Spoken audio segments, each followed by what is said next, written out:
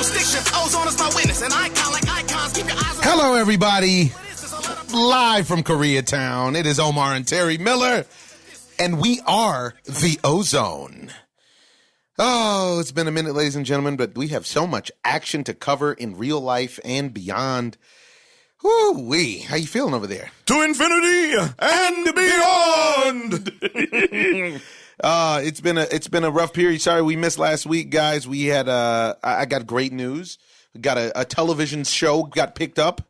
I did a pilot. A lot of you guys follow me on social media. You saw it. It's called The Unicorn. It's going to be on CBS, and it seems to be playing really well. So I went and did this very interesting ceremony called the Upfronts, where they try to sell advertising space on the show, and that caused me to miss last week's podcast. Thus, that caused you to miss last week's podcast, but now we're here, and we're ready to go. So should you get a timeout?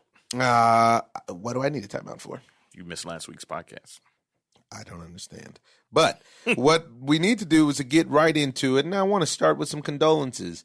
You know, a couple years ago, I went down to Texas to the only Formula One race in America, in the United States of America, and there's only two in North America. There's one in Mexico City. There's three. I'm lying. There's one in Montreal, one in Mexico City, and one in Texas. So the only one we got in the United States is down there in Austin, and I went and had a good time.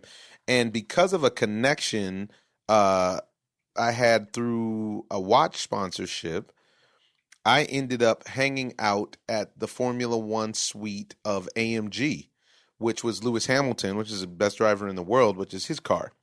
So I got a tour before the race. We ran around with Lewis and his brother, and it was great weekends. Me and my buddy Hill Harper went down there for my birthday. And actually, right when I was on the track before the race starts, it's such a beautiful ceremony that they have. There was all kind of people out there. Bill Clinton was out there. Michael Douglas was out there.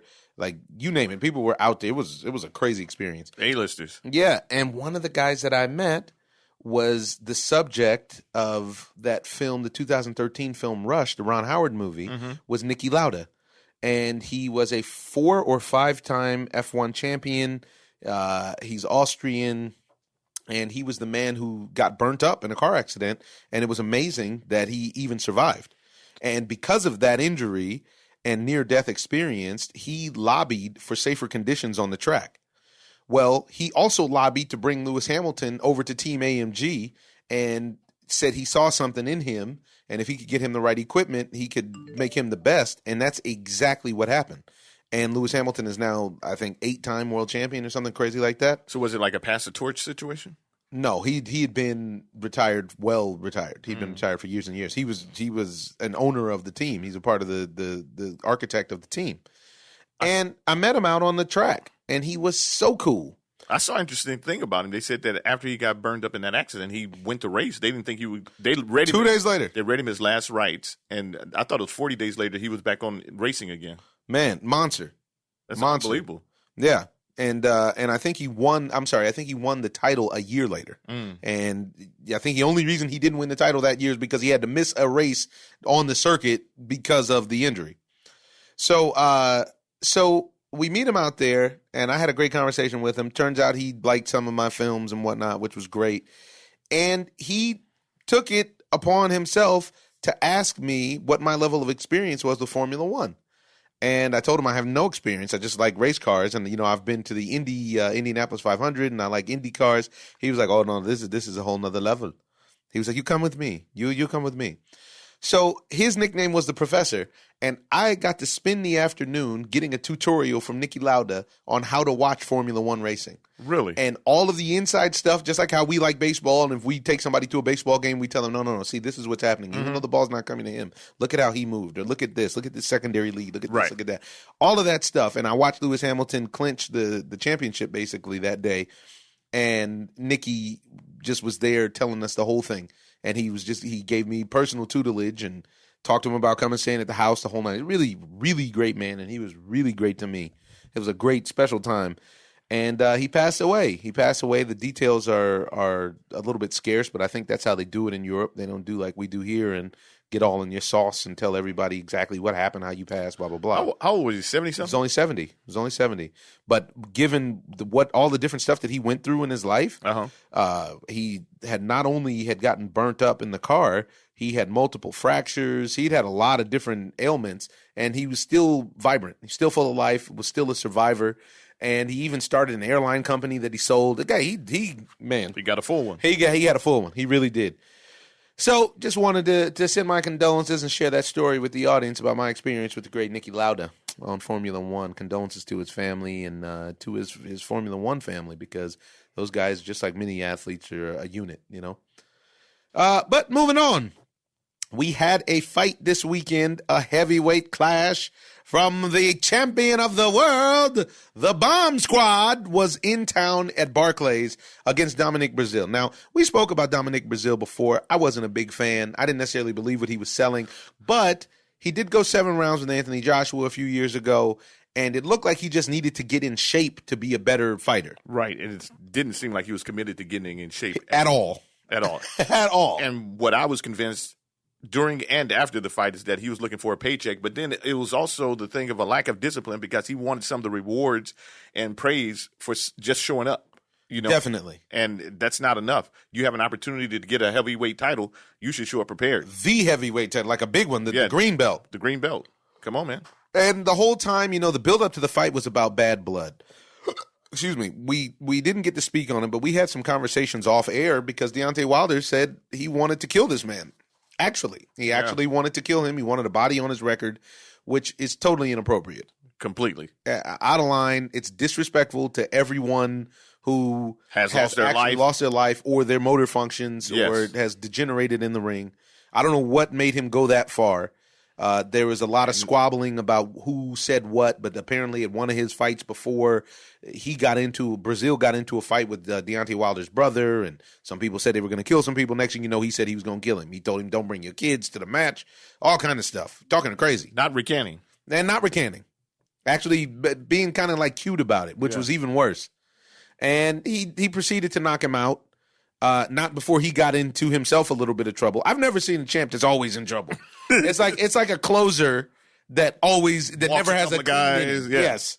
Never has that clean inning. Gives up a bomb. He's got a 2-1 lead, and he gives up a home run to put you on. No, he's got a 3-1 lead. He gives a 2-run lead, then he doesn't get the save. He's got a 3-1 lead. Yeah. He gives up a bomb to make it 3-2, and then walks the tie-in run into the second in scoring position. But he's that. Breazeale looked like he had no interest not only in getting in shape, but in actually fighting.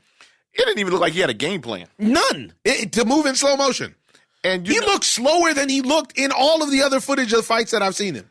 He was slower. And this is amazing to me because he literally had some kind of fundamental skills about him, but I don't know what happened where it got lost. It didn't seem like he prepared for anything. It didn't seem like he knew that he talked about it before the fight about the right hand, but then he came in and just was willing to get hit by 1-2s for 2 minutes and 3 seconds until the magic one landed that he stepped into.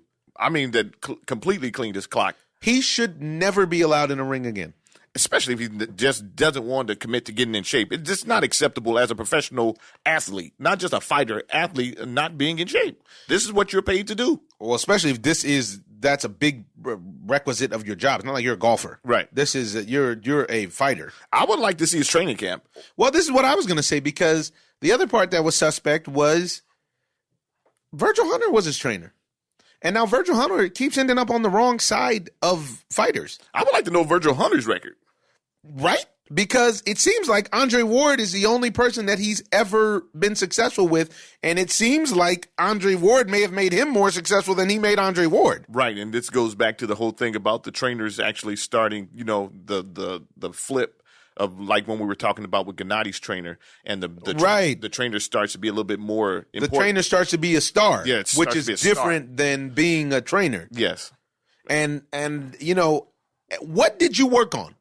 What did you work on for 8 to 12 weeks? What did you work on? I need to know. And I got into a discussion with a few people about that because they were telling me now how Deontay Wilder would completely clean Anthony Joshua out. And I'd still believe that Anthony Joshua is the best heavyweight in the game so far. I agree. In the sport, because followed by Tyson Fury. Followed by Deontay Wilder. Yes. And because he's fundamentally sound. I mean, being fundamentally sound is so important on any level of sports that you play. Sure is. Whatever sport that you're in, if you're fundamentally sound, you actually have the upper hand on whoever you're playing. If they're not fundamentally not fundamentally sound. And if you're athletically superior, forget about it. Yeah. Come on. And this was something that he talked so crazy, and even though he talked like soft crazy, this guy, he got one punch. He can't do nothing to me. Yeah. Very soft, very like docile. And the thing of it is that it wasn't that he sold me on it. My thing of it is that he was fundamentally sound, and especially when I watch him fight Anthony Joshua, that he would be able to compete with him. And just like we saw him hit Deontay Wilder, because he does have power. And he hit Deontay Wilder and got him off of him for a few minutes, for a few seconds. Hit him on top of his head. And that kind of power in the heavyweight fight can change anything at any time. Sure can. So if he came in there any kind of prepared, he was in the fight just because of his power. I saw no preparation. I saw no preparation. This was, and I actually was happy that Deontay Wilder knocked him out. I am too. And I'm not total waste. Yeah.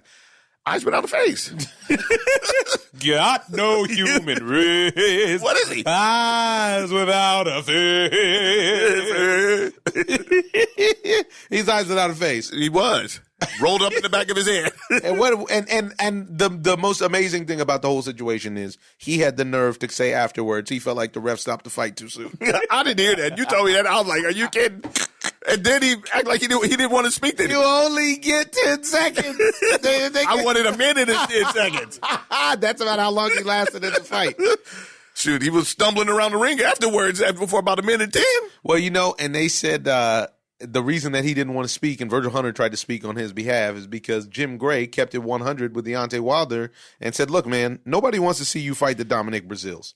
People want to see you fight Fury again. People want to see you fight Anthony Joshua. This is what people want to see. Are you down or not? And then your man played coy. Bomb Squad played coy. First time I've really seen go coy. I'm telling you the truth. Bomb Squad sounded like he had some lightweight CTE after the fight, even though he didn't get hit much. Let's listen to what he had to say. I know a lot of people want to know when the Joshua fight happening. When? You know, all these fights, the great thing about this is all these fights are in discussion. You know, it's like no doors are closed. All teams, all parties that's involved are talking. And that's the great thing about it. And we know that when the big fights happen, everything goes silent. There's too many people involved, too many opinions involved right now. And it's going to take my team and his team, maybe me and him as well, too, to sit down and just handle this and squash everything and get this fight done for the fans. But I want people to know. Go ahead. This fight will happen. The big fight will happen. I promise you that. We'll come patient, come time, and I just want you guys to have patience and give us a little time to make this thing happen. The way we all benefit from it, not only just you fans, because we risk our lives in here. So we want to make sure we get the best and the most money that's possible. For we risking our lives. I mean, the head is not meant to be hit in the first place. So just let us get our time to iron out our differences and you guys will know when it happens. Yet you do recognize by what. So the champ, kind of tripping over his words. I think that hit that he took to the top of the head might have had more of an effect than he showed. Because when patience comes high. In the words of Michael Jordan, the ceiling is the roof. Oh, what is he talking about? But he was much less braggadocious about it. I'm glad that he didn't kill the guy so that we didn't have to have a conversation of whether or not it would be murder. If he was going to jail or not. If he was going to actually end up going to prison behind some bull. But, we also have some footage of what it is that Tyson Fury felt about the performance. They caught him in New York. Tyson, how's it going, man? Going good. I'm in New York. Sun is out. People's out. Everyone's in high spirits, and I'm feeling fantastic. I'm excited to see you, man. You look great. The suit looks great on you. I have to ask, man. That fight Saturday was pretty crazy. I got to ask, what was your take? That punch was pretty insane, man. Under 2 minutes. What are your thoughts? Great knockout. Yeah. Highlight reel. Fantastic. Well done. Do you think that But heavyweight boxing is not just about knocking someone out, because when you can't land them punches, as we saw when Deontay Wilder fought the Gypsy King, you lose. You did something last year that many people, I'm sure you've seen the analogies, the memes of you as the Undertaker, man. You went down twice, you got up. No one has done that. I mean, what does that say about you? It says I'm the Gypsy King, and I'm the Gypsy King for a reason. Okay. Are you excited when the time comes to get back in the ring with Wilder, man, honestly? Listen, Wilder is a bum. He's got a puncher's chance, that's it. Like I said, Wilder is a massive dosser, yeah, and he works for me. Do you have any doubt that... That's all Wilder is. He's a big bum dosser, bum city, hashtag anytime, any place, anywhere. And when we fight again, I promised him he'd be looking at the stars. So when I'm sorry, man, can I ask, do you have a message right now for Deontay Wilder, man? Yeah, Deontay Wilder, go suck my nuts. If you want to do anything about it, bitch, come find me. One last I'll have a bare knuckle dusting, you know. I gotta ask one more real quick. What is it like actually being hit by that man? Ain't so bad. Okay. I got up dinner, and that's it. Like I say, if he's got anything to say, come see me. Okay. We'll have a bare knuckle fight for free in Times Square this evening. Lastly, let me ask. You heard what the Gypsy King had to say. He knows he got him. He knows he's got, and he looks great. By the way, you should look him. I looked at him in another interview, and he looked really, really healthy. He looks very healthy. Like he's in a healthy space. He looks like he's in an organic, non-GMO space. He's dwelling there. And that's going to be a serious problem if he was moving like that at 260, and now he's probably down to 235. You think he's 235? I think he's still like 240, 250. 235, 240 isn't far. Just a nice one. But that's what I'm saying. He was 265 on the night of the fight. It was a flabby. That's what he just lost 150 pounds, 100 pounds, whatever. He did those for 16 stone, man. Yeah. And so Tyson is not impressed. Nor should he be. He should be the champion, really, right now. Crazy. Instead, they had to come up with a new title for him. And Lineal. Had to get the homie Lineal. Yeah, so, I wasn't overly impressed. Wilder did exactly what he was supposed to do. The knockout was beautiful, but it also seemed like Dominic Breazeale, didn't go over the most basic thing that they teach you, which is to keep your hands up. Right. Where was his left? It wasn't like it was slow. Yeah, and it wasn't like it was a sharp jab that set up the 1-2. It was a slow push to lift his head that he stepped right into. To put on a swivel. To then knock it off of that swivel. Knock it off. Whatever. We didn't spend any more time talking about Breazeale. Very interested to see what the next fights are. Eddie Hearn even said, listen, the next fight that happened, Wilder handled his business.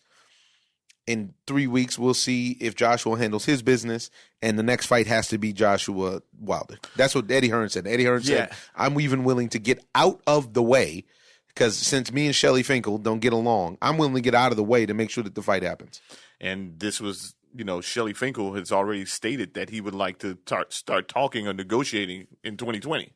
I don't understand why we have to wait that long to get that to happen. Because if Anthony Joshua can handle his business, anything can happen in the heavyweight division. If he can handle his business and get out there and put your boy Ruiz to sleep, or just win the fight, there's no reason that shouldn't be a go. I agree. It's too many for later this year. Yeah, for later this year. We could talk about filling up stadiums all around the world. It does, Man. Anthony Joshua's putting 80,000 people, 90,000 people in the seats. Himself, more or less. Now, and I'll tell you what, the person who should be the rawest about this, in my opinion, is Dillian White. Because Luis Ortiz jumped in the ring afterwards, and he's a game opponent, even though he's not, I don't believe that that's his true age. But Dillian White did not get the shot that he was promised or that he was supposed to get to fight Wilder. Right. And primarily because Breazeale, you come to find, is an Al Heyman guy. So Breazeale ends up getting this title shot for no reason. Money situation. It's a backdoor situation. And I wouldn't even be surprised. This is one of those fights where, with the way that Breazeale fought the fight, I wouldn't be surprised if he threw the fight. Not that he would have won the fight anyways. Right. I'm not saying that. I'm just saying that with the effort that I saw, or the lack thereof, I don't understand. He wasn't impressed. And he just didn't seem as though he was serious about winning the fight. Like he wanted it. At all. When you have an opportunity, because Dillian White fought Anthony Joshua, and it looked like he wanted it until he ran into something. Then he felt like he. What can you do? I still want it. I just can't get my legs together. So my brain ain't working right. Until he got short-circuited. Yeah. The other fight in that on that card, there was two other fights, but the other one of note was Gary Russell Jr. And honestly, Gary Russell Jr. has crazy hand speed. They say he's the guy has the fastest hands in boxing. He called out Leo Santa Cruz. He's called out Tank if he can't get that fight. They call him, Santa Claus because he fights once a year. It's pointless, though. I mean, especially if you fight against the talent that he just the low caliber of talent, and that guy hit him a lot. Yeah, and he's old. As far as boxing years, he's old. Yeah, that's not acceptable. I agree. And why is it that we keep watching these kind of fights? I don't know, dude. I don't know. I don't want to see those kind of fights. No. I don't want to see that. Complete mismatches. for me, watching the heavyweight fighters fight, you always know that there's a puncher's chance that anybody can get put to sleep. We've seen everybody lose usually to, in a heavyweight fight that you didn't expect by some form of punishment or, a brutal knockout. Evander Holyfield, Muhammad Ali's lost. Everybody got Joe some. Lewis, everybody.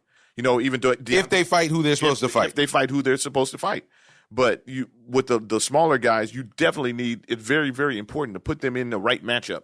Because then you get these fights that we had on Saturday, and that fight for Gary Russell wasn't up to code. Wasn't up to code. Now, what was up to code was that Super Series is continuing at 140, and Josh Taylor won his fight, setting up the championship fight with Arugaru Aprogray. Now, I wonder where that fight's going to be, because I wouldn't mind sliding into that one. Yeah. And after watching Josh Taylor go to distance, I don't know why people, I don't know, maybe they see something I don't see, but I don't think that. Maybe it's a style thing. Yeah, I think it may be a style thing. He's got heart. You could see that for sure. And they chomped a bit afterwards. Yeah. Which they should have. Yeah.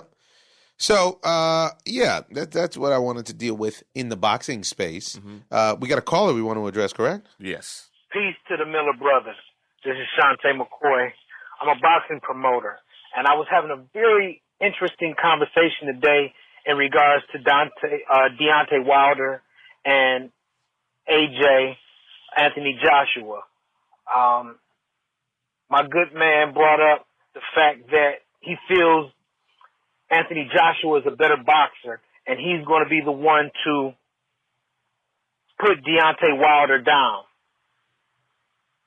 Just like Floyd Mayweather, we said the same thing. Oh, this next opponent is the one. His next opponent is the one. Well, he's got 40 knockouts. And we talk about the lack of fluidity in his boxing style. And as he goes further along, he's putting more and more things together. Two things I know. One thing for sure, two things for certain. In the heavyweight division, any man that gets clipped can go down. I know for a fact that Anthony Joshua's been put down a couple of times. Deontay Wilder has never been put down. He's been clipped, but he's always won the fight. So I think people need to pay attention. Styles make fights, and with the lack of head movement of Anthony Joshua and the big right hand of Deontay Wilder, it could spell problems for AJ. It's just my thought. Peace and love to y'all. Shante McCoy, appreciate the call. Peace and love back at you from the Millers brothers. But I think it's a matter of opinion, and that's why we need to see the fight. Because Anthony Joshua is more technically sound. He's bigger. He's as fast. And I don't know how much less of a puncher he really is. He's just a more cautious fighter, I think. Yeah, and also I feel like even though Anthony Joshua has fought as half the fights that Deontay has fought, but his fights are higher quality, better quality fighters. I would like to see how many rounds they each have. Yeah. It would be interesting to see. But I think that definitely need to see. I'm still with AJ, and I would like to know, actually, we need to put out a poll, because I would love to hear from the fans and see who they think, because I think there's a lot of prisoners of the moment right now. Yeah. Now, one thing that we have seen where the tables have turned is we've actually watched Deontay Wilder improve because he's gotten rounds. Right. And he got to go in the deep water with Tyson Fury. He got in the deep water with Luis Ortiz. And for a long time, Deontay Wilder, even when he was a guest on the Ozone, I felt like he couldn't progress because everybody was getting caught juicing and he couldn't get rounds. Yeah, we asked him that. He said that he wasn't getting enough rounds to even, be considered a pound-for-pound champion. And now, Anthony Joshua, I don't know if Anthony Joshua has 15 rounds in the last 2 years. Good. Honestly. Yeah. And if he does, it's only, I know he had. I think the last fight was Povetkin and he went 7. Yep. And before that, I think he went the distance. That's when he went the distance with Joe Parker. Or was it I don't know, but it's so long ago. This might have been Takam. And he can't get fights. And you can't get better. And you can't get better. It's critical to get better. It's critical to get hit, which is crazy. You know what I'm saying? But yeah. You have to get used to getting hit. And Deontay Wilder has been more active, but round-wise, Deontay's only had, 13 rounds himself? Yeah. Yeah. It's just, guys, you don't want to see guys fight more because of the damage, but at the same time, guys need to fight to get to the point, Get to the pinnacle. Yeah, to get to the mountaintop. So let's move us on from boxing. Want to talk about the NBA.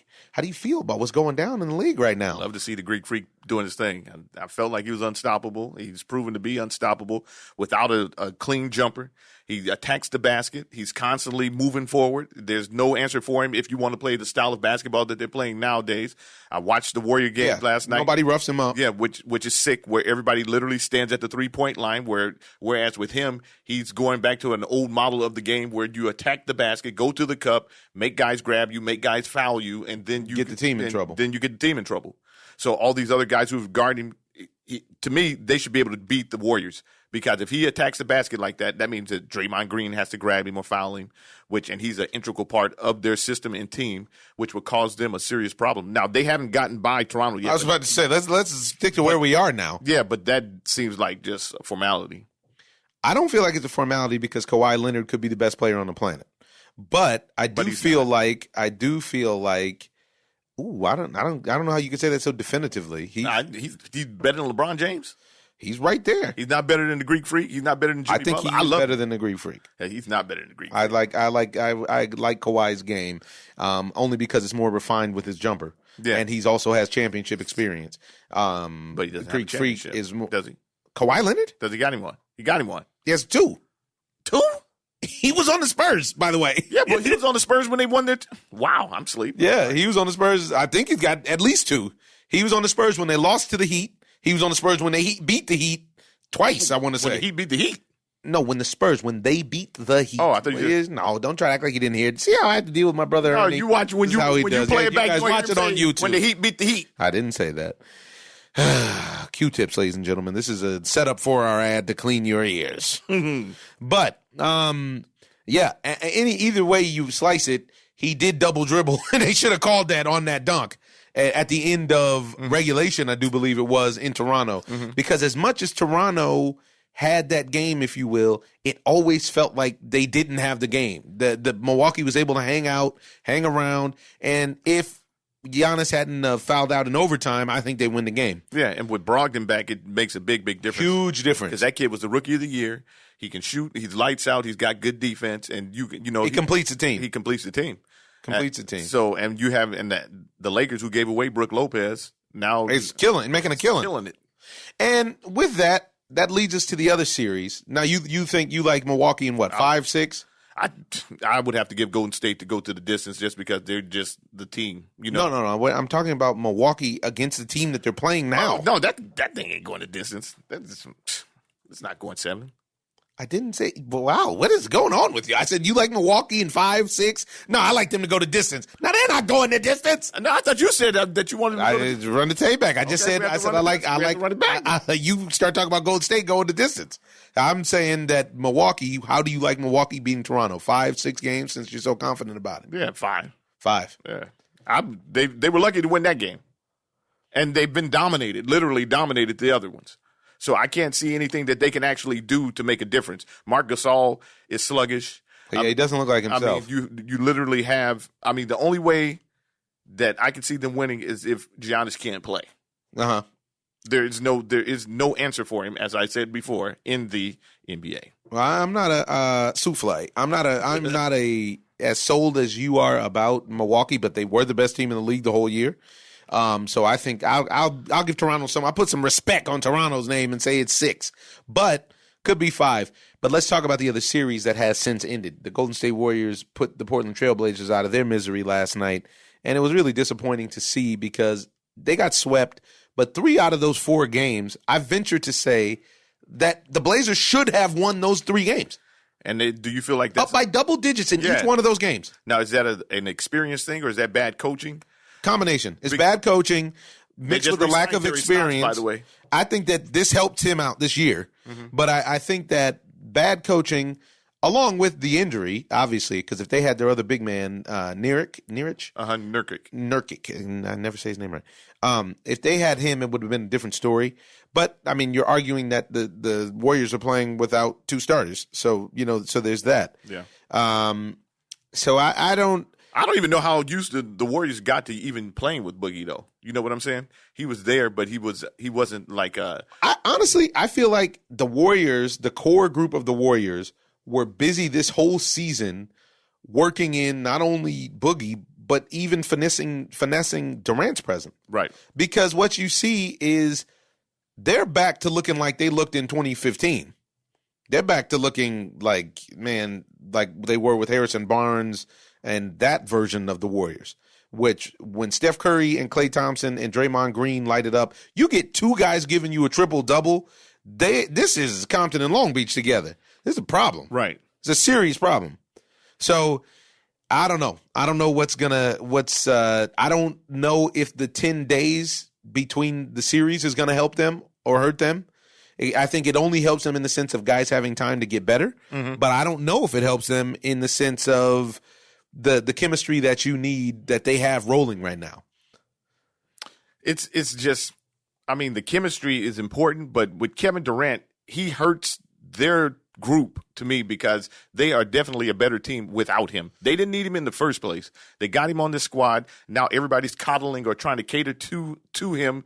And that means that Steph can't do what he does, which is his specialty. And that means that Klay can't do what he does. And Draymond is definitely just sitting out trying to be a facilitator, which is not really what he does. He gets on the ground, he's grimy, he gets the loose balls. And then every time somebody does something, it's always deferred to Kevin Durant.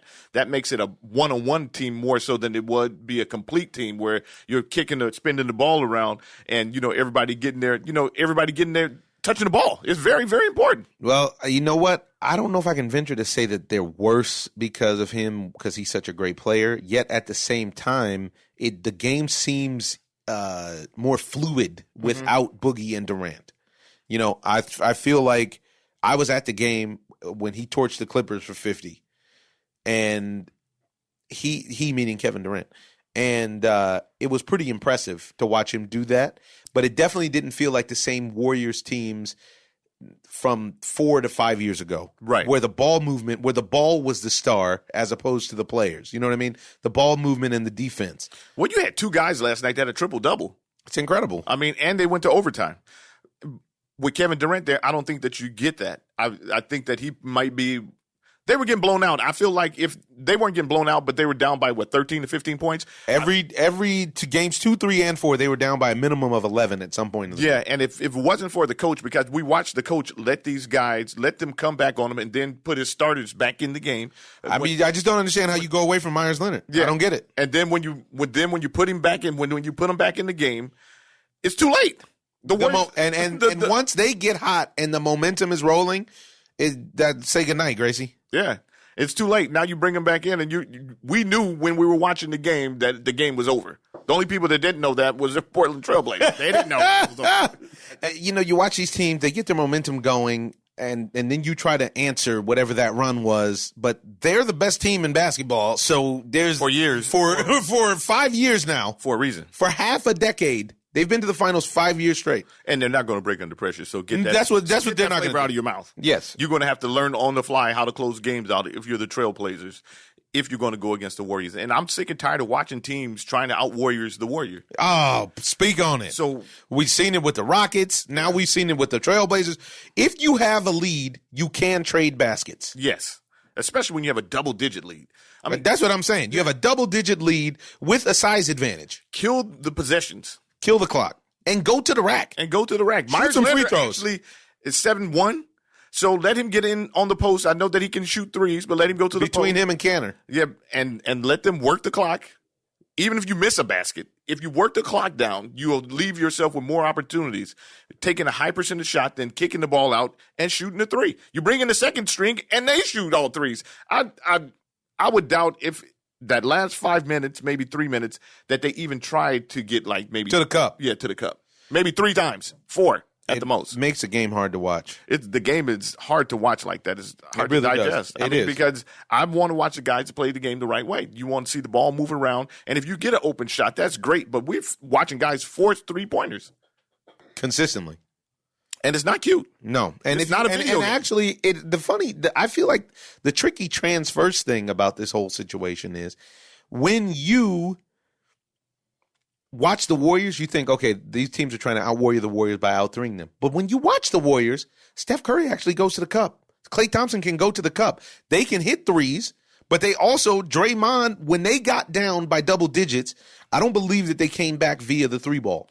They started to go to the basket and move the basketball. Exactly. And put pressure on the man, forget about it. Where you just attack the basket, which Giannis does as well. Where you're talking about a guy, but they shoot a lot of threes too. They shot the second most threes in the NBA behind the Rockets, the Milwaukee Bucks. But the issue is when you go to the rack, the whole team has to collapse in the paint, which allows you open threes. Exactly. Which changes the percentages at that point. It sure does.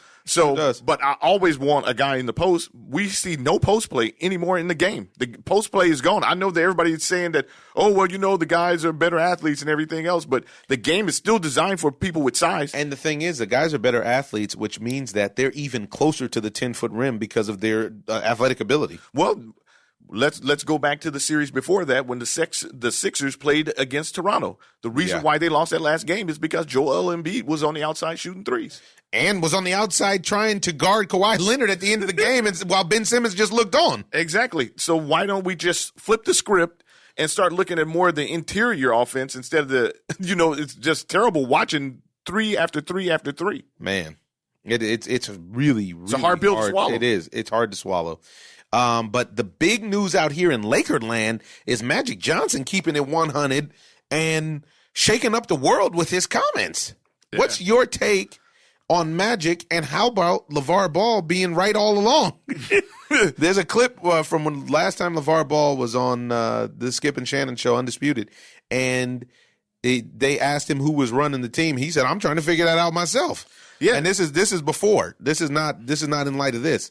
He was like, "I'm trying to figure it out because I don't get the feeling. It feels like Magic is just a figurehead." And LeVar Ball has now been put on everybody's pay no mind list, but this time it seemed like he had it right. Well, Magic is a figurehead in a sense, but also they use him as a weapon, just like you use Jerry West to get players to come and play where he can sell the Laker lure, and just like Kobe Bryant. But the problem is that I think that the game, as far as what Magic thought that the game was or is has passed him by, because the team that he wanted to put together, the pieces that he got trying to put together to beat the Warriors, which he had stated earlier in the season was that he was putting together a team to beat the Warriors, on paper or in real life, was not going to beat the Warriors. That team could not beat the Warriors with what he had put together. I don't know about that. And this is why I say that. When they were healthy, when LeBron James was healthy, and the actual young guys were healthy, if you remember, they played them tough. When LeBron James got hurt, they actually went up there and ran the Warriors. Now, my issue is this. I don't think that Lance Stevenson and Beasley and all these guys, I think he would have done much better to keep Zoban and to keep Zubac and Julius Randle and Brook Lopez, and we can go on, and all those are Magic Johnson. Yeah. And then Luke Walton gets blamed for it because Magic Johnson put together a bad unit. Because if Luke Walton could actually be the coach and say what he wanted to have, plays that he wanted to have run, and run the team like he wanted to run it. Not that I was there, but it seems to me from the outside looking in that he never had control over the team. And it doesn't matter who you bring in if they don't have control over the team. Well, and it seems as though LeBron James had been listening to the Ozone on the baseball portion, because he was talking about how analytics are overrated in a certain way in a recent social media post. And ultimately, what we need to find out is who's going to have hard conversations with LeBron James. That's the bottom line. Is Frank Vogel willing to do it, or is it Rob Pelinka, or is it Jeannie Buss, or is it no one? Is it a situation when you literally are just submitting to the idea that this is LeBron James' team and we're going to do what he wants to do, no matter how we try to sell it in the public? And because it becomes evident whose team it is when crunch time happens or when difficult times happen. Right. And not only that, you're talking about a guy who's bringing up the ball. You went and got point guards. You have Lonzo Ball. You went and got Rajon Rondo. And then we have LeBron James bringing up the ball. I mean, that defeats the purpose of going to get these point guards. What are they going to do? They're not playing off the ball. LeBron James can play off the ball. LeBron James is the star of the team. Feed him, but he wants to be the person who's feeding, and that's the problem. So now he's not in control of the team because if Luke Walton tells him that he doesn't want him to bring the ball up, and then you kick the ball in, and then LeBron gets the ball and brings it up, what is Luke Walton going to do? He's going to give in. Well, here's the thing. We're going to see what Rob Pelinka can do now, because the ball's in his hands. There's a weird dynamic that I see about this whole situation with, Rob Pelinka being Kobe Bryant's guy, which then in turn is the guy that kind of ousts Magic Johnson. Matter of fact, we got a long time contributor and caller that wants to come in and talk injuries. Let's get him. Hello, Dr. Plance. How you feeling? I'm doing good. Who's this? This is Omar Miller. Just kidding. Coming at you live on the Ozone. I'm coming at you about a stem cell procedure that I need. This has nothing to do with the podcast. It's easy peasy. For you, I'll just double it once, okay? Hey, man, we're here. You're in the Ozone. You are family to the Ozone, a longtime contributor. We haven't had you on in a while. You're busy saving everyone's lives. And wanted to talk to you about what's going on in the NBA right now. A lot of teams are beat up, and there was 3 injuries that I wanted to run by you. I'll lay them out to you. You speak to them as you see fit. The star of the Portland Trailblazers, Damian Lillard, has what they call separated ribs. We'd like to speak about that. We'd like to speak about the injury for Boogie Cousins. Let's talk about that. Let's talk that right now. Let's speak on that. Let's clarify one thing. I don't know if you know what. You can give my name out now. Because we had an agreement that they would use my name because I would get swamped. So I'm actually going to move to the Cayman Islands so you can send all the people you want. Just me. and just to tell you about the NBA. One, that's the first group of basketball players or sport that I ever treated was like with Bill Walton and Lionel Hollings and David Twardzik when they won the world championship. I was treating a few of them, so they all got good. Huh? But this with a rib would have to be not a strain but a sprain because it involves ligaments that go around between the rib, and it depends on where it's at. If it's in the front, it's usually the sternum, the breastbone, or it's free-floating ribs that sprain where they go into the cartilage. Those ones are really hard to treat. I mean, it takes a long time because we breathe at least 20 times a minute. Unless you're playing basketball, you're probably doing 60 times a minute. Wow. And so with the constant movement of the lungs, what happens is it gets swollen where the cartilage and the bone meet, but you get interosseous between the ribs. There's veins, arteries, and nerves, and it's just as painful if you don't do it right. But you need to know if it's the posterior or in the back of the rib or if it's in the front.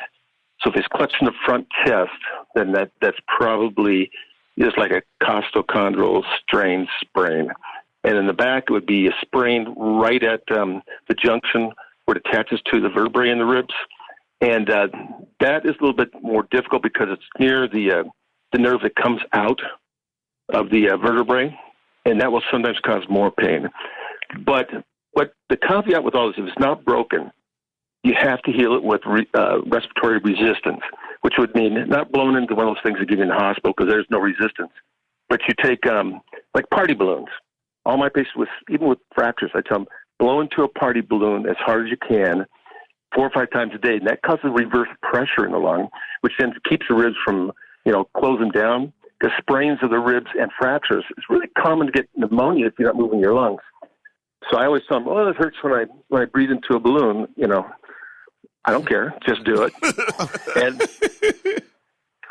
and if it's in the front or the back where the cartilage and the bone and the joint meet, that is a lot of us do nutritionally. Like I'm going to talk about the other stuff. Add some proline, add some cysteine, add some. Stay away from turmeric and flaxseed because that actually instigates the inflammatory process, regardless of what everybody thinks when they go and buy it and put it in their bread and stuff at home. Wow. It's just not good. But the worst about those kind of injuries is because you do breathe so much during the day. And do not get it manipulated. As you know, I went to medical school, chiropractic school, did the naturopathic thing and all that. So do the nutrition, hot and cold. You need good circulation there, so it's hot and cold. On that kind of one, you can put ultrasound or use electrical muscle stimulation. Both of those go pretty deep, and they actually increase the blood supply. As you get older and you get an injury, it's hard. It's like a swamp. The doctor that taught me, he goes, it's full of fluid, it's full of edema from other stuff. Nothing good grows in a swamp. So you've got to ice it and heat it to get it to pump out. Swamp so I'm not talking on like the scene. Swamp. Yeah, so it's all pretty easy. Now, if it's in the anterior portion or the front of the chest, for the sternum or for the cartilage there in the floating ribs, that one I would automatically go poor man prolo, rich man prolo combined with PRP. But it doesn't take much. You just have to go right where the pain is. And a low dose. If you get too much, it tears the joint more. So it's just up to resistance, and then you tell them hot, cold, do the breathing exercises, then within 4 or 5 days come in. And we do the prolo up to about 3 times on that. And usually within 1 to 3 weeks, it's like 100%. So that's an easy fix. Wow. Well, he's out of the playoffs, so he's got nothing but time to come visit and get himself together. Right. Now, who's still in the playoffs are the Golden State Warriors, and they have 2 players.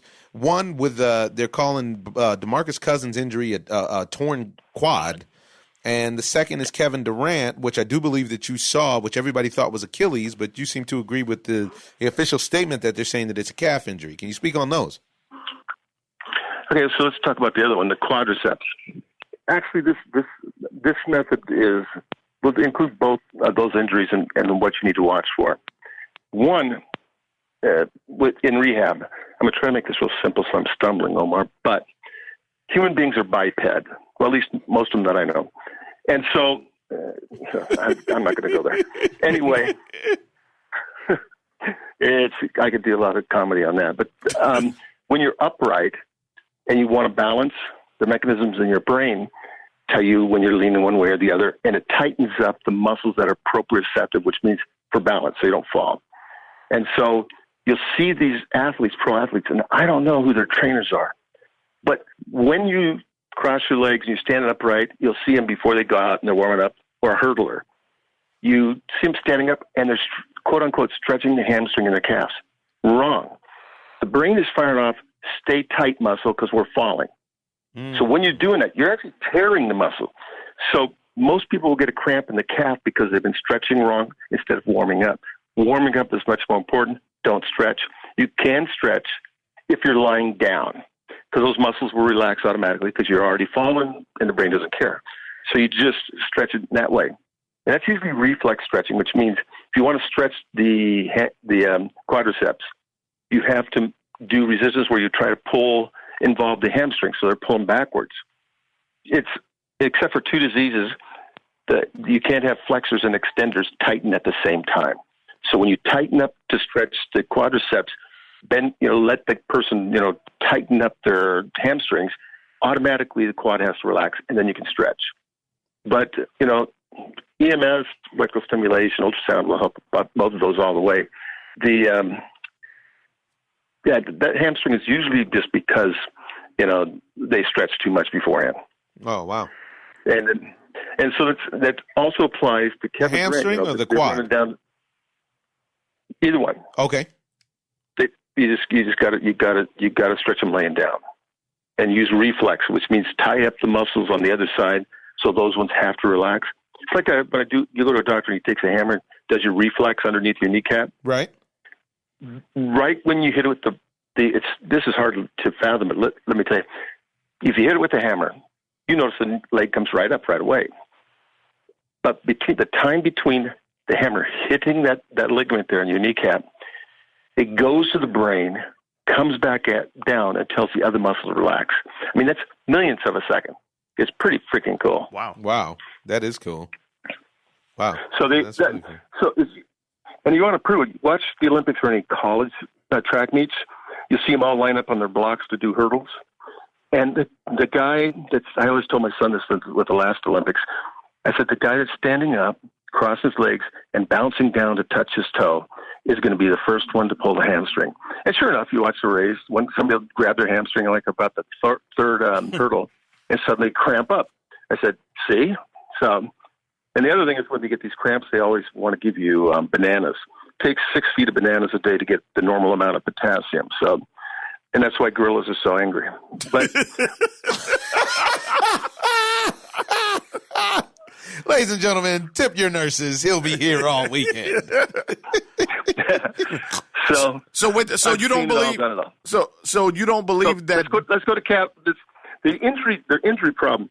Achilles and calf pain is very memorable in the brain. Tearing your Achilles, most people don't feel a thing. They just hear a pop. So those are all due to lack of stretching properly or training properly. When you get pain in the calf, that could be kind of dangerous. Not that easy. Once it swells up, there's not much blood supply, and it can get ischemic and form scar tissue, which makes the calf even tighter.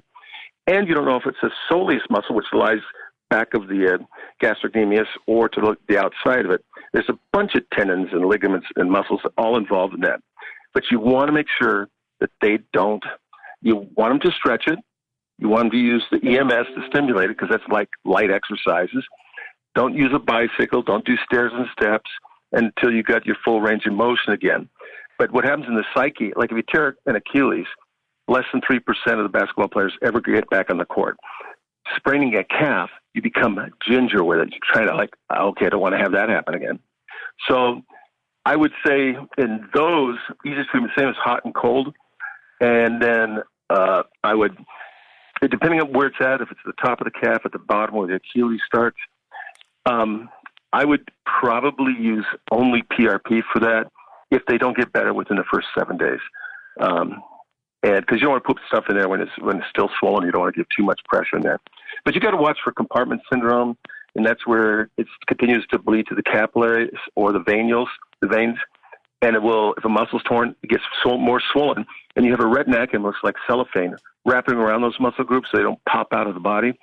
If it gets swollen too much in there, you have to literally go in and just use a scalpel and lance it and let it drain. Oh, geez. So, but yeah, usually they'll get better.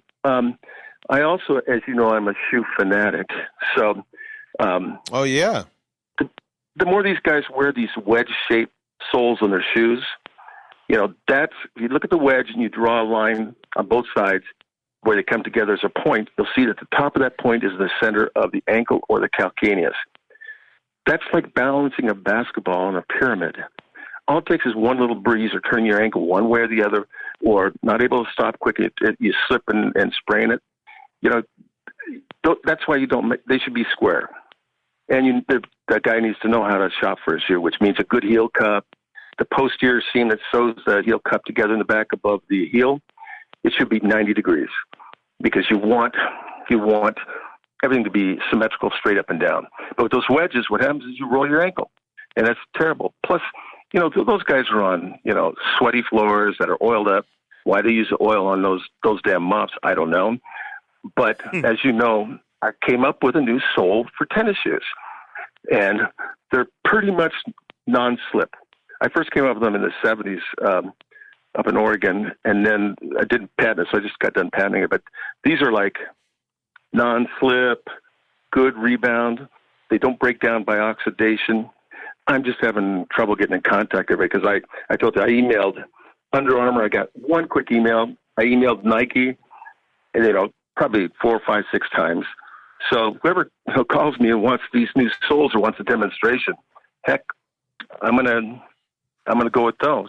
Well, but you know that because I showed you. I'm gonna. You can sign me up for a pair, Doc. Me too. And because I've turned my ankle to the point where my ligament's so stretched it's like a noodle. But quick question before you go: who do you like? I don't know if you've been watching at all. Who do you like to win the championship? Well, I was going with Milwaukee at first, but they're kind of choking. The Terry likes Milwaukee a lot. Milwaukee a lot.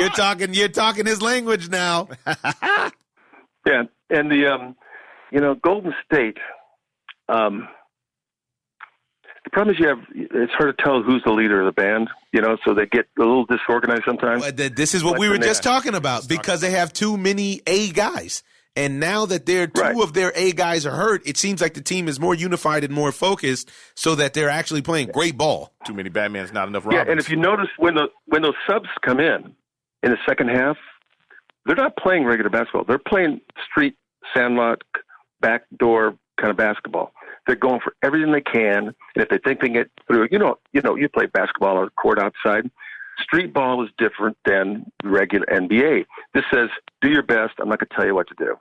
And just go for it. And that's what these guys are doing, running up and down the court, because they're just having fun. It's a game. You can see that they're having fun. You can see that they're having a good time. The prima donnas aren't going to look for. And the prima donnas aren't going to want to pass off to somebody. They're going to always want to shoot themselves. And it disorganizes the plan. But you were asking me which one I like. Now, Portland Trailblazers, like I said, I was treating some of them in the 70s. I don't think those guys are still in the league. I think they should go into a retirement home for a while. Or go to the Himalayas or Mexico City where it's a mile high and start exercising, because they're so old. They get. Did you see how short of breath they were in the second half? Oh man, you know what that was too? That was from. They never recovered from that 4 overtime game against Denver in the previous round. They never recovered. Those guys, none of them. They never got it back together. Especially poor Enes Kanter, who's on Ramadan, who can't eat during the day and drink water. Like you never. Come on, bro. You got to play. You have to eat and drink. And I understand that obviously he's super committed. But to if they can't eat and drink, then if they can't eat and drink, we've got intralipid fats. We do IV fluids with. He can't do any of that. He can't do any of that. Yeah, it's against his religion. It's against his faith. So he's stuck a sun up to sun down. No, check. Tell him to read the book again. I'm telling you, I don't think Muhammad spoke on the IV. But give me your pick, because we got to move on, Doc. Who do you like? Golden State. Golden State for a three-peat. Well, Dr. Plance. Yeah, I think they're going to win by like 15 or 20 at least. Jeez. Wow. Well, we appreciate having you, man. Thank you for your wisdom. You're always welcome to contribute on the Ozone, and we'll talk to you soon. Peace. All right. It's great to see you guys. Don't forget to come in. Definitely. All right. A lot of wisdom there with Dr. Plance. Wow. He gives a lot of medicalpedia, folks. Right. I don't know if you were able to follow that. I think any of our aspiring trainers, doctors, nurses, everybody who listens that's into that must have that was a that's more than a medical 101. Boy, that he went in depth. Yeah, he has a lot of information. He's helped me a lot. But moving on, it's time to talk just a little bit of football. And a little bit of football that I want to talk about is with this very disturbing Kellen Winslow, the second trial getting started. Have you seen this? No, I have not. Please enlighten me. I don't know. I don't think you're going to want to be enlightened about this. Kellen Winslow Jr. is accused of raping 4 women. Three women I think he's accused of raping, and 2 women he's accused of exposing himself in indecent exposure with an erection of himself. And now I heard about that in the past. Yes, and now the trial is starting. And so he's in trial, and a woman is saying that it's really disturbing. And you look at it, even to be accused of this is difficult. And they're old ladies. He is preying on old ladies as per the allegations. And you just can never tell by looking at a guy what's ticking on the inside. You just never know. The guy is the son of a professional athlete. Yes. One of the women was his neighbor who said that she was out watering her lawn and he came up with the rock harders and exposed his junk. That's OC. And then followed her somewhere, saw her somewhere else and just pulled it out and started stroking it.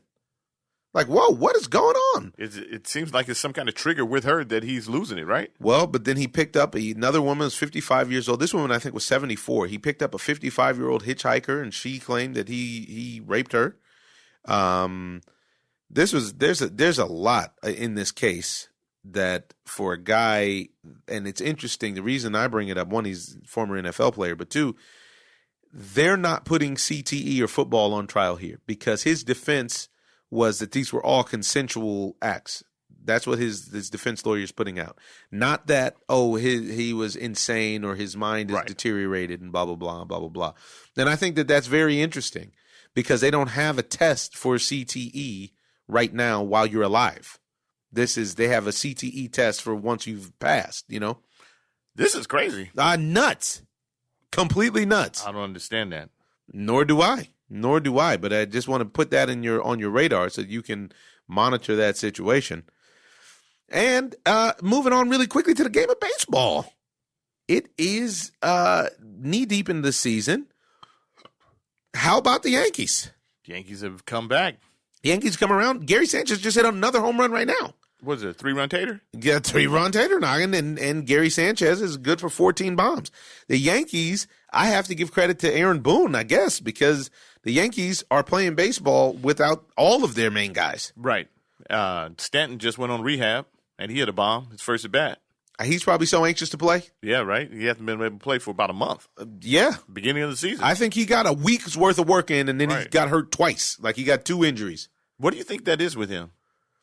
You know what? I think there may be a little bit of the Yao Ming, where you're too big for your frame, even though you're the perfect size for your frame as far as living the sport. But as far as playing, depending on which sport that you're playing, you know? So I don't know. But I know that he's seems like he gets hurt a lot. But when he plays, he's productive. Yeah, the Yankees are looking real, but Tampa Bay they're not really fading. They're there still. They're going through their lull right now, but I wouldn't count them out. I think the Red Sox are more in trouble than anybody because their pitching staff is a mess. They got Price back last night. He looked pretty good. Yeah, but what about the bullpen? The bullpen is they just need to go pay Kimbrel. I don't know. Nobody wants to pay the people, and I don't know what that is. A collusion. Yeah, huh? That's basically collusion. They're just basically just like with the analytics. The analytics run down your value when you come up with when you come up with fake statistics, virtual statistics. I can always find a way to devalue you through those fake statistics. Fake statistics 10 times. Yeah, that's tough one. Yeah, that's a tough one. That's unique New York. Yeah, but there's no reason for him not to be playing, just like there's no reason for Dallas Keuchel not to have a gig. There's no reason, except for them not wanting to pay him. Especially, when you look at all these teams out there who are struggling that don't have – even the Red Sox. The Red Sox need him. I mean, the Red Sox literally have Chris Sale, Rick Porcello, and Eduardo Rodriguez.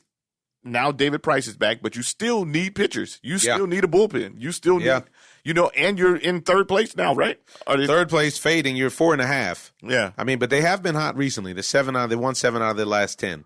Yeah, and but when they played against the Astros, once again, you're talking about playing against an elite team. Right. Then you can't compete. And there's a lot of free wins in the AL East this year because 2 teams are completely uncompetitive. Yes. The Blue Jays and the Baltimore Orioles are a couple of the worst teams. So you got a layup right there. And if you lose any of those games to them, you're in trouble. You're in trouble. I would say the surprise so far this year, other than Boston, is the Minnesota Twins. Really? I would take the Arizona Diamondbacks as well. You think. See, the reason I would go with the Twins is because the Twins are in first place. Yeah, the Diamondbacks are 6 games back, so it's not like it's close. But they don't literally have, like, offensively, what talent do they have? No. I hear what you're saying. They got rid of Paul Goldschmidt, and they're still competing. They're in second place. The Dodgers are stretching it out. And honestly, I'm telling you the truth. The Dodgers, I think, are going to hit that period like they like to hit where they get hot and when it gets hot. And if these teams keep messing around, if you're down 6 in mid-May, it can be lights out. It can be lights out because Clayton Kershaw is still undefeated, despite the fact that he's not the same. Right, Clayton Kershaw. He's winning right now against Tampa Bay. Yeah, and he knows how to win in general. The Cubbies have taken over first place. Man, I love the Cubs. Even though I hate the Cubs, I love the Cubs. You like him on that? MLB 19, huh? I do. Period. Mets are fading. He cheats. How about you in Cespedes? Oh, that's terrible. I mean, but he's giving us a Cespedes. He's giving us the Cespedes. And I heard some meme that was hilarious that said, and so Yoenis Cespedes came out with news today that he's going back on the Cespedes list. Broken ankle. He was playing around with those horses. Broken ankle on the ranch. Yeah. Broken ankle on the ranch to me means that he probably was on a horse. Yes.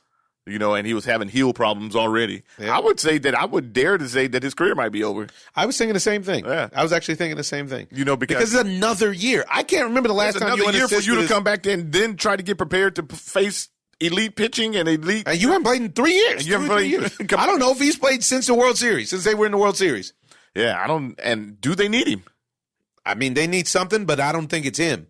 They need that big stick. If they had a compliment to Pete Alonso. Right. Pete Alonso has 15 bombs. If they had just imagine if he had a compliment out there. And they're not getting what they thought they were going to get from Robinson Cano, which I thought that they're getting exactly what they signed up for. Yeah. He's on the other side of his career. Well, and he was on the juice before, too. Yes. And this is true. Let's not negate that because he's on the juice, and now we're looking at a player that's past his prime and was on the juice, and you sign him for some cheese, and now it's way too much. Way too many passes in general in all the sports about the juice. It's something that's very interesting to me how it goes. I just jumping back to boxing. You saw the guy that beat Hurd, J. Rock Williams, who had a great game plan, came out and said, "Listen, I got the belt, and anybody that's facing me you will not face me without 90-day random VADA testing. You're not going to cycle on and off on me." Yeah, I don't blame him. It's not fair. I don't either. Because if I decide that I don't want to use it, then I still have to submit, to the other person who I'm competing against if he decides to use it. And he has the unfair advantage. It is an unfair advantage. No doubt. No two ways about it. Any of the sports. Yeah. I mean, that's why we watch all these pitchers who throwing 100 miles an hour, and then their arms are, hanging on by a string.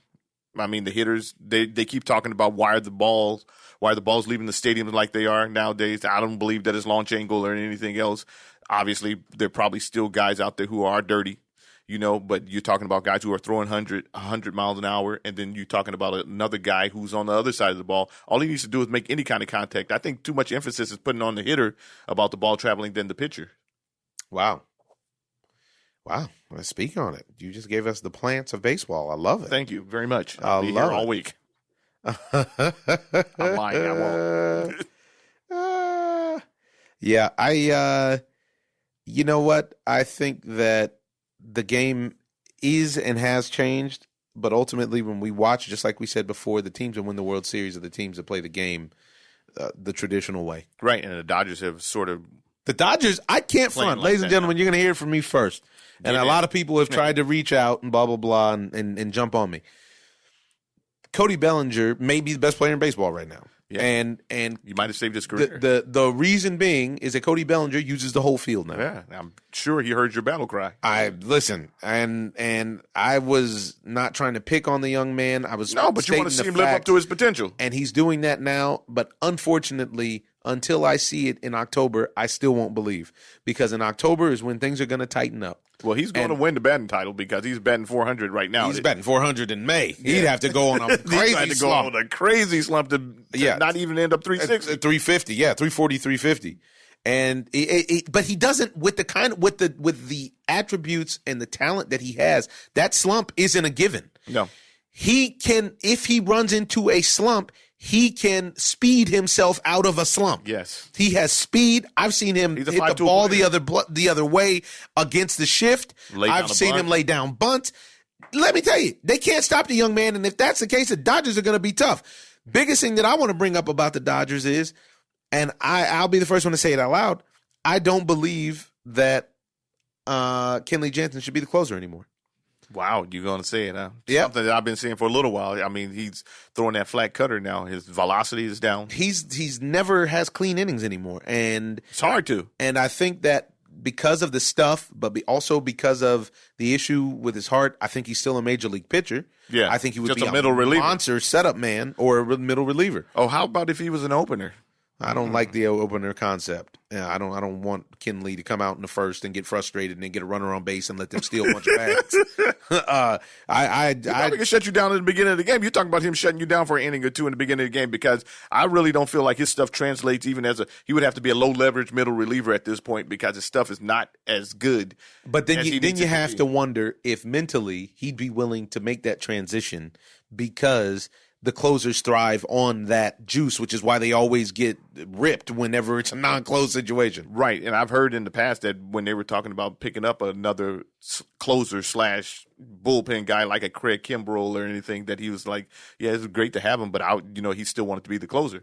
And I think that sometimes you just have to say to yourself that I don't have it anymore, and it's hard to say, but realizing that you don't have the stuff to go out there and you blow a game, that makes you feel even worse. It makes you feel even worse. You hurt the team. Man, especially when it's a guy who's thrown a gym or something, right. Something to that effect. How about Hyun-Jin Ryu? He's ran his scoreless streak up to 31 innings now. He's the best pitcher on the Dodgers staff right now. No doubt about it. I mean, him and Rich Hill, which I hate to say. I mean, Rich Hill, what has he done it once, twice? He just came back. I know, but Hyun-Jin's been doing this for like 5 or 6 starts. Yeah.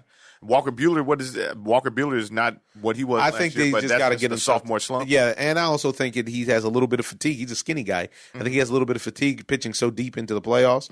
And I also think that the injury didn't help. He's just coming off. Kershaw, Buehler, and Hill are all just coming off the DL. Right. So, or now they call it the IL, the injured list. Pardon me. And Urias just got reinstated back today. And Saw that. But I don't think that they're going to let him start still. He's still going to be a bullpen guy. He'd be a great closer. He came in and shut the door that night that he closed. I hope the young man gets his domestic situation together because you hate to see these young guys having problems. They got the world in the palm of their hand, you know? Yeah, and I don't know what happened with their situation, but it was supposed to be an argument between him and his girlfriend, and he pushed her down or something. That's what's alleged. He and her swear that it didn't happen. Right. So the MLB conducted this investigation. They put him on paid administrative leave, and now they brought him back in. Yeah. So, well, folks, we're coming up on one of my favorite times of the year because the French Open is about to start, and I just love watching people play on clay.